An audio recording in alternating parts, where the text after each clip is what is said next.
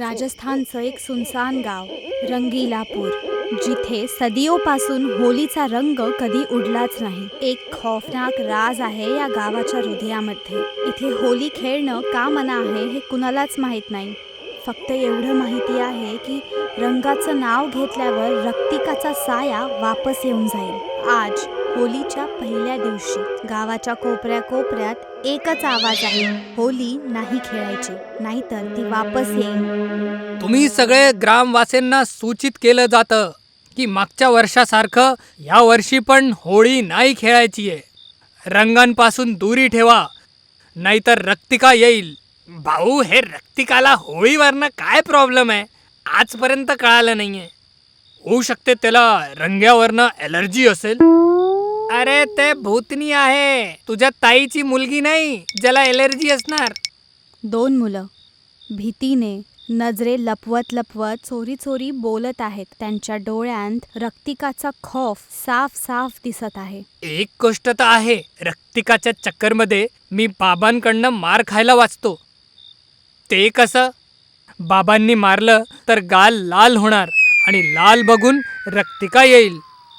गावातील लोक जसं कुणी अनदेख्या सायासोबत लढत आहेत. पूर्ण गावाला एका घेऱ्यामध्ये बांधत आहेत, जेणेकरून कुणी होलीचा रंग घेऊन आत नाही येणार. एक शांततापूर्ण युद्ध आहे हे रक्तिकाच्या खौफच्या खिलाफ. गावातील नौजवान जसं की कुणी शैतानी ताकदच्या खिलाफ युद्ध करत आहेत. कुठेच रंग नाही, कुठेही होली नाही. तेव्हा प्रीती बघते की एक बेवडा दारूच्या नशेत धूत होलीच्या रंगामध्ये भिजलेला गावाच्या सीमेजवळ उभा आहे.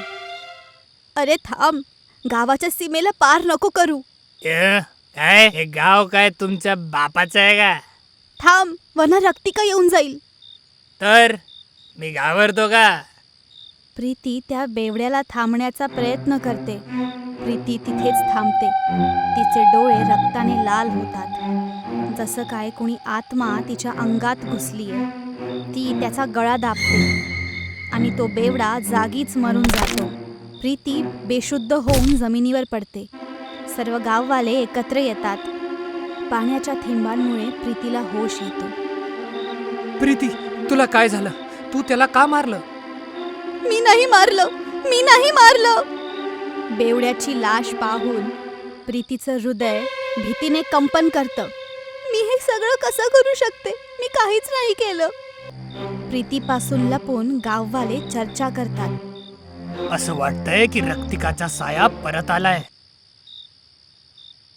प्रीती पांढऱ्या कपड्यांमध्ये मान खाली टाकून शांत बसलेली आहे. सिंदूरचं निशाण नाहीये तिच्या डोक्यावर. तेव्हा प्रशांत बाहेरून ओरडत येतो. प्रीती, प्रीती, प्रीती. प्रीती ऐकत तर आहे, पण शांत आहे. मान खाली टाकून बसलेली आहे.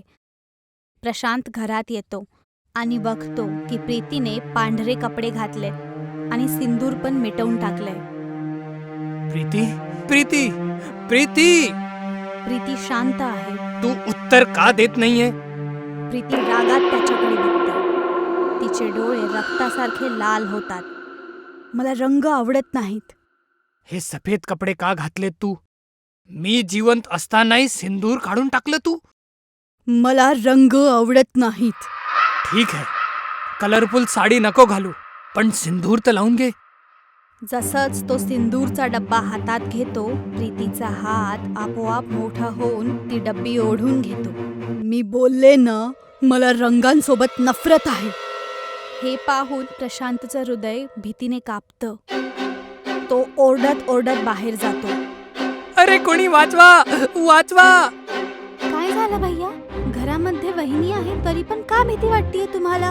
अरे वहिनी नाही, चिट्टी आहे. काय बकवास करताय? अरे मी माझ्या डोळ्यांनी बघितलं. 20 फूट मोठा झाला होता. मला तर असं वाटतंय की त्याच्यामध्ये रक्तिकाची आत्मा आलेली आहे. खरं खरं सांग भैया, आज पिऊन आलायस ना? त्यामुळे 2 फूटचा हात 20 फुटांचा दिसतोय तुला. स्वतः जाऊन बघून घे. आताही तिचा हात तितकाच मोठा असेल. बबली घराच्या आत जाते आणि बघते की प्रीती बेशुद्ध पडलीये. भैया लवकर ये, वहिनी बेशुद्ध पडलाय. प्रशांत प्रीतीच्या तोंडावर पाण्याची थेंब मारतो जेणेकरून प्रीती होशमध्ये येईल. मी मी पांढरी साडी का घातलीये? साडी तर सफेद घातलीये तू, आणि वरून सिंदूर पण नाही लावलाय.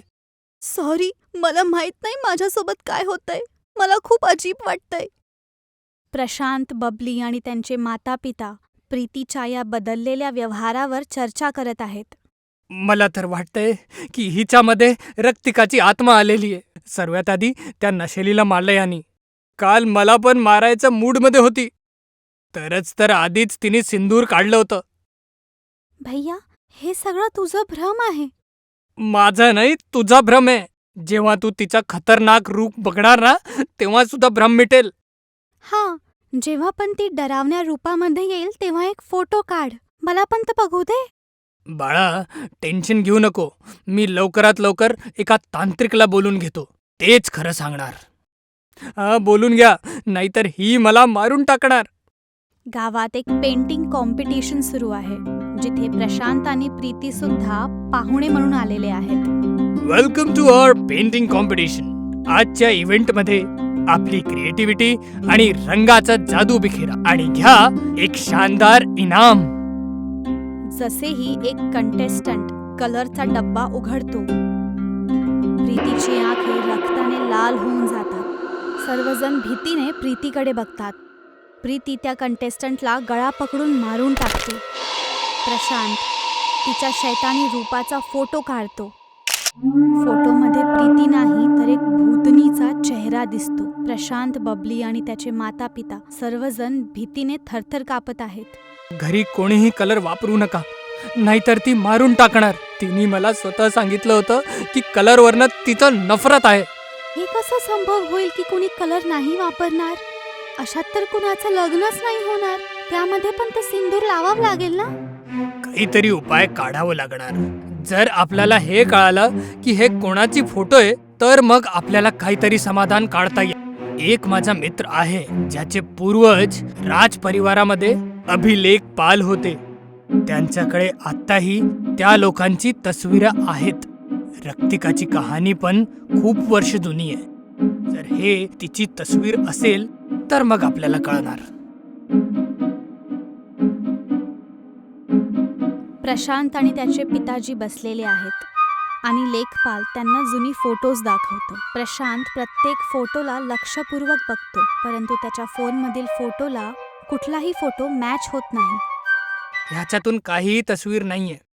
प्रशांत आणि त्याचे बाबा निराश होऊन वापस यायला लागतात.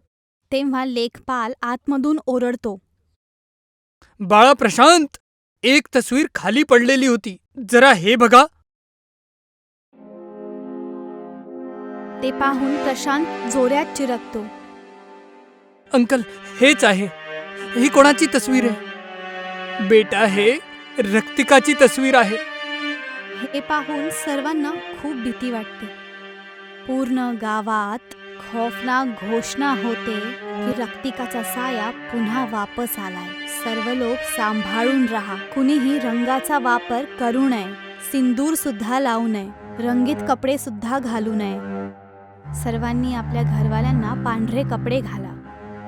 घरात बसलेली प्रीती ही घोषणा ऐकते आणि एक डरावनी, आत्मा भेदून टाकणाऱ्या हास्यासोबत जोरात हसते. प्रशांत आता लेखपाल सोबत रक्तिकाविषयी माहिती घेण्याचा प्रयत्न करत आहे. काका, रक्तिकाच्या विषयी तुम्हाला काही माहिती आहे का? नाही बेटा, मला रक्तिकाच्या विषयी काही माहीत नाही. फक्त इतकंच माहिती आहे की रक्तिकामुळे कोणीच होळी खेळत नाही. जर या गावाला हे भयानक आत्म्यावरनं मुक्ती द्यायची आहे, तर आधी हे माहिती काढायला पाहिजे की ह्या गावाचा रक्तिकासोबत काय संबंध आहे. हे रक्तिका स्वतःच आपला खौफनाक राज उघडणार. दुसरं कोणी सांगू शकतं? पूर्ण गावात भीतीचा साया पसरला आहे की रक्तिका वापस आलीये. सर्वजण पांढरे कपडे घालत आहेत. स्त्रिया तर सिंदूर सुद्धा लावत नाहीयेत. मी रस्ता चुकलोय. मला रस्ता सांगा. कुठे जायचंय तुला? तुमच्या हे डोळ्यात पडलोय मी. तुमच्या हृदयाला जाणारा रस्ता दाखवा. हे ऐकताच ती रागात त्या मुलाला एक थप्पड मारते. बदतमीज, शादीशुदा स्त्रीला छेडतोस? अरे, ह्या रक्तिकाच्या खौफमुळे कोणी सिंदूरच लावत नाही. आता हे कसं कळणार की कोण शादीशुदा आहे आणि कोण कुंवार? प्रशांतचे पप्पा एक जुना ब्लॅक अँड व्हाईट टीव्ही घेऊन येतात. हे घे बेटा, ब्लॅक अँड व्हाईट टीव्ही. आजच्या जमान्यात हे ब्लॅक अँड व्हाईट टीव्ही कोण बघतं? जर कलरफुल दिसेल तर तू जिवंत सोडणार का? मी का नाही सोडणार? तू असं का बोलत आहेस? काही नाही, तू फक्त आराम कर. नाही, आधी मला सांग, आता सगळे मला विचित्र नजरेनं का बघतायत? माझ्याशी तर कोणीच काही बोलत नाही. अशी काही गोष्ट नाहीये. तुझी तब्येत बरोबर नाहीये म्हणून तुला असं वाटतंय. तू आराम कर. प्रीती झोपून जाते, परंतु प्रशांतच्या हृदयात तर भीतीचा थरकाप उडाला आहे. तो भीतीने थरथरत प्रीतीला बघतो. रात्रीची वेळ, हवामध्ये सरसराहट, रक्तिकाचा खौफ एवढा आहे की कुणीही घराच्या बाहेर नाही निघत. निकिता कामावरून लेट झालीये. अगदी वेगाने सायकल चालवत ती आपल्या घराकडे धावत आहे, परंतु तिच्या हृदयात तर खूप भीती आहे. रक्त! हाय राम! भीतीने रक्त पुसायला लागते, परंतु ते रक्त तिच्या कपड्यांवर पण लागून जाते. तिचं हृदय जोऱ्या जोऱ्या धडकत आहे. तिला भीती वाटते की कधी रक्तिका तर नाही येणार. प्रीती झोपत आहे, किंतु अचानक तिचे डोळे उघडतात. तिच्या डोळ्यात लाल रंगाचा साया चमकत आहे. बघता बघता ती हवामध्ये उडायला लागते. दरवाजा आपोआप उघडतो. प्रीती हवामध्ये उडत उडत घराच्या बाहेर निघून जाते. प्रशांत भीतीच्या मारे तिचा पाठलाग करतो, हे बघण्यासाठी की प्रीती कुठे जात आहे. मला सोड, मला माफ कर. हे रंग नाही, हे रक्त आहे. प्रीती एका भयानक हास्याने हसायला लागते. तिच्या आवाजामुळे दिल धडकायला लागतो. निकिता भीतीच्या मारे पळायला लागते, परंतु प्रीतीचा हात आपोआप लांब होऊन निकिताला पकडून घेतो आणि तिला दाबून टाकतो. प्रशांत हे सगळं पाहून खूप घाबरतो आणि तिथून पळून निघतो. प्रशांत भीतीच्या मारे पळत पळत घरी पोहोचतो, परंतु घरात प्रीती आधीपासूनच बसलेली आहे, जसे की काही झालेच नाही. हे पाहून प्रशांतला तर खूपच भीती वाटते. एवढ्या रात्री तू कुठे गेला होतास? नाही, कुठेच नाही. खूप घाबरलेला दिसतोय. काय झालं सांग ना. कुठे भीती? मी तर फक्त वॉशरूमला जात होतो. तसं तू कुठे गेली होती? नाही, तुम्ही कुठे गेला होता? कुठेच नाही, मी तर घरीच होते. ठीक आहे, झोपा. प्रीती झोपी जाते, परंतु प्रशांतच्या मनात एक अनजानी भीती बसलेली असते. तो रात्रभर जागतो, भीतीमुळे थरथर कापतो. प्रशांत आपल्या मम्मी पप्पा आणि बबली सोबत बसलेला आहे. रात्रीचा खौफनाक किस्सा तो सगळ्यांना सांगतो. हे ऐकताच सगळ्यांच्या चेहऱ्यांवर भीती येते. बाबा, लवकरात लवकर कोणत्या तरी तांत्रिकला बोलवा, नाहीतर रक्तिका कोणालाही जिवंत नाही सोडणार. कालच माझं तांत्रिकांसोबत बोलणं झालं. ते दिल्लीला गेले, काही दिवसानंतर येतील. तौरिक सगळेजण रक्तिकासोबत सावधान राहा. रात्रीची वेळ, प्रशांत आपल्या मम्मी पप्पा सोबत जेवण करत आहे. तेव्हाच आतमधून प्रीतीच्या फुसफुसाहटची आवाज येते. एक वेगळीच सरसराहट येते. प्रशांतचं मन खूप अशांत होतं. घरी तर प्रीती एकटी आहे, मग कोणाशी बोलतीये? बबली इथे नाहीये. कदाचित बबली सोबत बोलत असेल. तेव्हा बबली बाहेरून घरात येते. बबली तर बाहेर होती, मग हे बोलणं कोणाशी करतीये? प्रशांत आणि त्याच्या घरचे भीतीने आत जातात आणि ते जाताच बघतात की कुणीतरी अनोळखी सावली तिथून गायब होते. ती त्यांच्याकडे रागाने बघते. तिचे डोळे लाल आहेत. सर्वजण भीतीने घाबरायला लागतात आणि दरवाजा बंद करतात. प्रीती दरवाजा खटखटत आहे. दरवाजा उघडा, दरवाजा उघडा, दरवाजा उघडा. प्रीतीच्या ओरडल्यानंतर सुद्धा कुणीही दरवाजा उघडत नाही. भीतीचा साया संपूर्ण घरामध्ये पसरतो. कुरिअर बॉय प्रशांतच्या घरी येतो.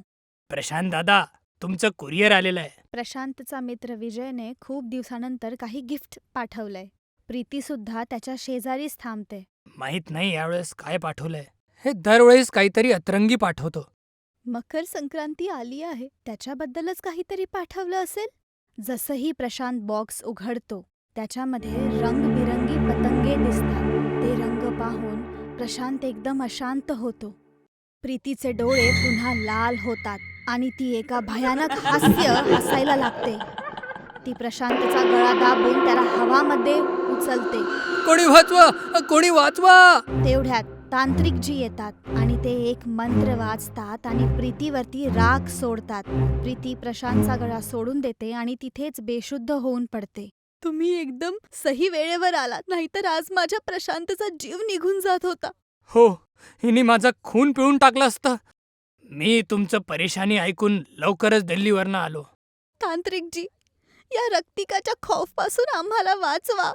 तिच्या आत्म्याने माझ्या सुनेच्या शरीरावर कब्जा केलाय. आज रात्री हिचा काहीतरी उपाय करणार.